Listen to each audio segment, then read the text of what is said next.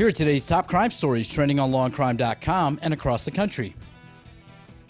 Casey Anthony is back in the news after she reportedly still insists on keeping the identity of the father of her daughter, Kaylee, a secret.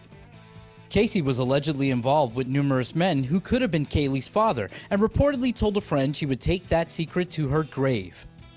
Anthony's former fiancé was assumed to be the father, but was ruled out after a paternity test. Casey Anthony was acquitted of first-degree murder, aggravated manslaughter of a child, and aggravated child abuse in connection with the death of her daughter. A man in Michigan accused of beating his 3-year-old daughter to death while potty training her pleaded guilty to murder and is expected to testify against the mother of the child. 27-year-old Kahari Simon claims he only helped to dispose of the body of 3-year-old Kamora Simon after her mother, 29-year-old Erica Finley, reportedly beat the child to death while trying to potty train her. Simon pleaded guilty to second-degree murder and removing a body and will testify against Finley in her upcoming trial.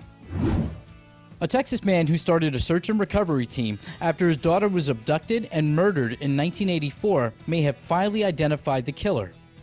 71-year-old Tim Miller, founder of Texas EQ Search Mounted Search and Recovery, now believes a former neighbor, Clyde Hedrick, killed his daughter, 16-year-old Laura Miller.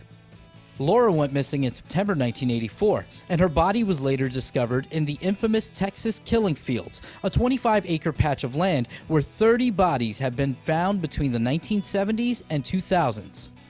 Authorities believe many of the murders are the work of serial killers. Nearly 30 years later, Hedrick was arrested and convicted in another woman's death and is now being accused by Miller of Laura's death. Hedrick's denied involvement in any of the killings. Those were today's top crime stories. I'm Anthony Velez for Law and Crime.